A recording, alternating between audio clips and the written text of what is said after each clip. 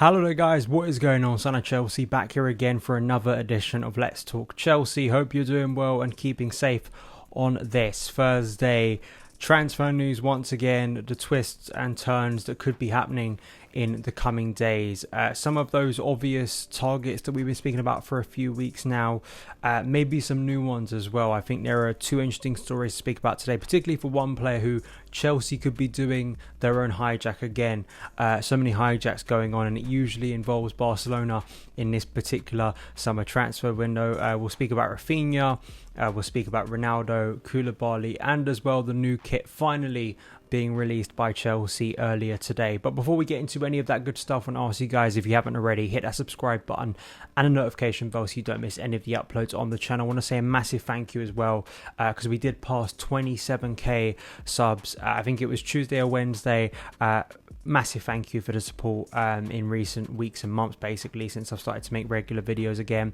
Really means well to me, you guys engaging with the content, not only the content on this channel, but you know, the people I see who as well follow my Football London articles as well. It really means the world to me, so thank you for your support. But let's get into it. I want to speak about Raphinha firstly, a name that I think some Chelsea fans have maybe forgotten quite quickly or just given up on, because it seemed like this time last week that Barcelona were going to sign him.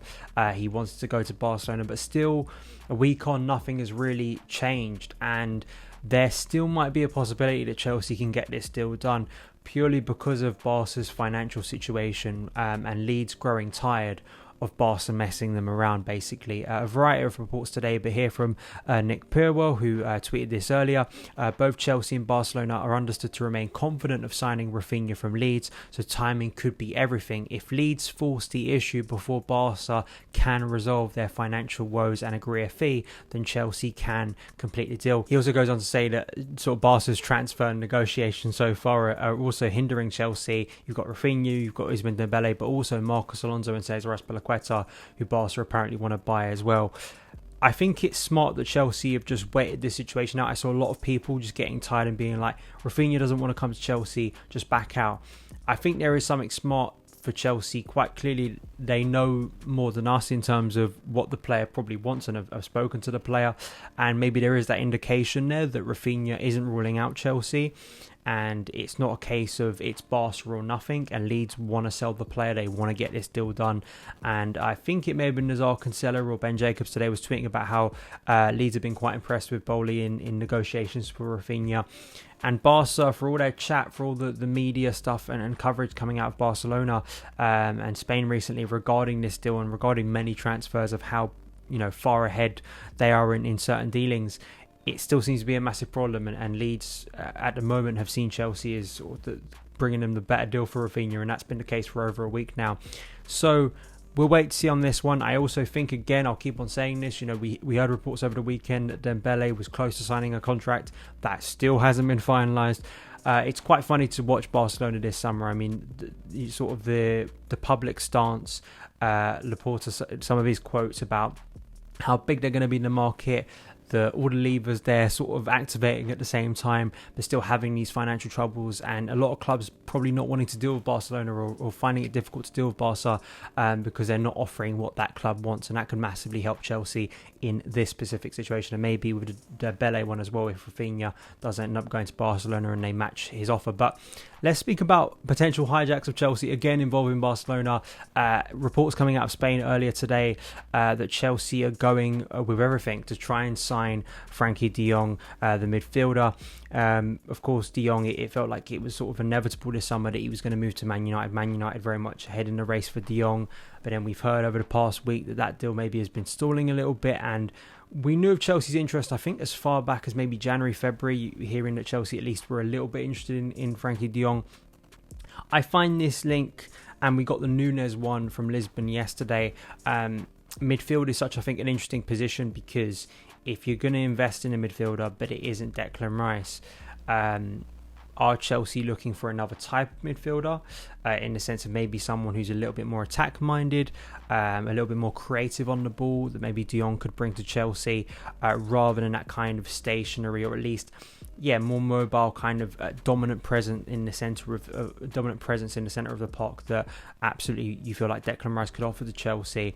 And if they can't get him this summer, maybe if we are going to spend in midfield, and maybe there's going to be more movement in midfield, and maybe we anticipate right now with outgoings as well, De Jong could be one of those players. It's at the moment, as I say, we haven't heard much from the English side of things, the British media side of things regarding De Jong, how serious these links are. So I would wait until hearing anything, but I do think it's interesting that you're hearing a lot of players being linked to Chelsea, and so many deals potentially being hijacked at the last moment. I mean, we did hear about how close Chelsea, or at least Chelsea going in late for Richarlison, who eventually went to Spurs. So it's not about the realm possibility that Chelsea have at least contacted De Jong, or at least have put in an offer, or maybe are interested to see if an opportunity arises here, and maybe they could sign De Jong in front of Manchester United. So we'll wait and see on that one.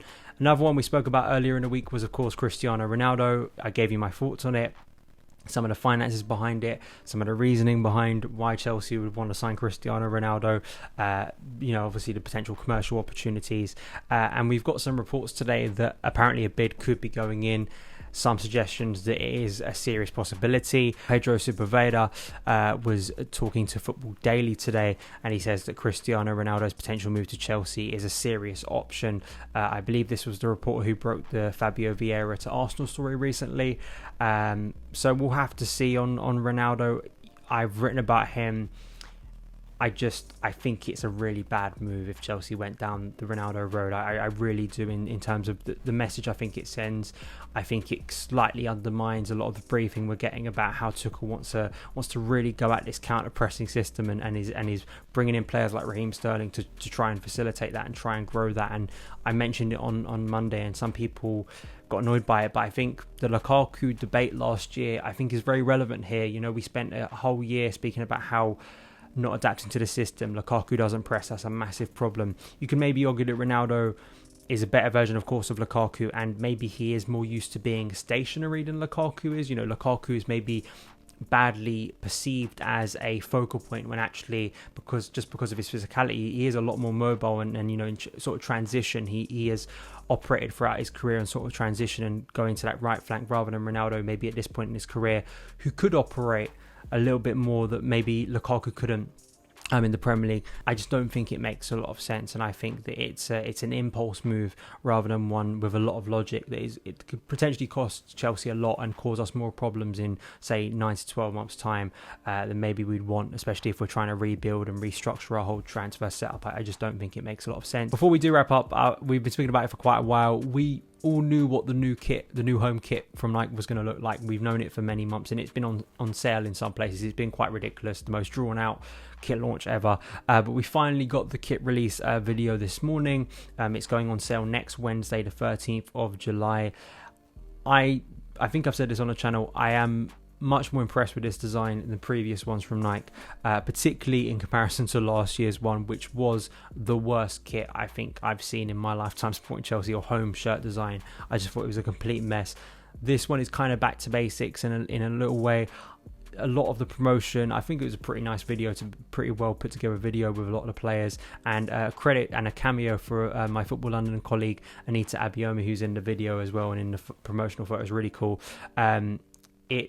It's a shirt that I think is a lot more sort of back to what I like about a Chelsea shirt, sort of that colour of blue. Chelsea did say on the club website that the new kit pays homage to one of the most important figures in the club's history, Ted Drake. It is 70 years since Drake joined Chelsea as a manager in 1952, and his influence can still be strongly felt at Stamford Bridge, a theme continued by our new home kit, with several features a nod towards the innovative changes he made in modernising the club, producing one of the biggest turning points in our history. The visionary former Chelsea manager is best remembered for guiding us to our first ever top flight league title in 1955, having recruited wisely and in contrast to the past when unreliable big names were signed. I mean, I don't know if that's sort of a joke about what Todd Bowley wants to do with Thomas Tuchel. That's quite an ironic thing to put in the kit. I was just thinking about that. I was sort of copied over the text, and when looking at it there, maybe that's a quite ironic to put it in 2022, and maybe that's what we're hoping to see in the coming years. Very relevant there. The only negative about this is the price. I think if you guys have checked it out, I think you can pre-order the kit. It's about 74 quid for the stadium shirt, but then if you want to buy the Vapor one, which is the one that the players wear, 114 quid, and that's before you want to put like a name on the back of the shirt, if that's something you do. Just stupid prices for a kit that very likely is only going to be relevant if the kit launch goes to plan next year, because it got delayed so far because of the sanctions. This year it's probably going to be relevant, or at least going to be in sort of stock for about under 12 months. And I just think it's so stupid, the prices of these kits now. Even 74 quid, I just think it's complete nonsense, really. And my hope is, there's been some reports recently, on a more serious note, I think that Nike apparently are considering going back to a very old style of kit, in terms of not the design, but in terms of going with one kit, and that kit stays over 2 years rather than changing 3 kits every single season. I really like that idea. I think it helps out supporters in terms of having to buy the kits every year, and I just think maybe it will improve the level of design of these kits, which a lot of people get really frustrated about, myself included. I think the kits in general, the first, second and third, I think are better overall quality than last season, but that is a frustration. The price, I mean, it is ridiculous. But as I say, I think it is pretty decent, and hopefully Raheem Sterling's going to be wearing that shirt in the coming weeks as well, and I'm sure Chelsea will want to get some promotion going with that as well. So let me know your thoughts on the new kit in the comments below. But that is it for today's news video. Thank you guys so much for taking the time to watch it. You're going to have some more Raheem Sterling content coming, not only in terms of covering when the official announcement is made with him becoming a Chelsea player, but also I have got sort of a formation tactical video coming up as well, just looking at what Sterling can bring to Chelsea, and some of the formations I think Tuchel will maybe try out in a new season with him becoming a Chelsea player. So stay tuned for that. Follow me on Twitter @SonOfChelsea, and I'll see you again very soon. All the best.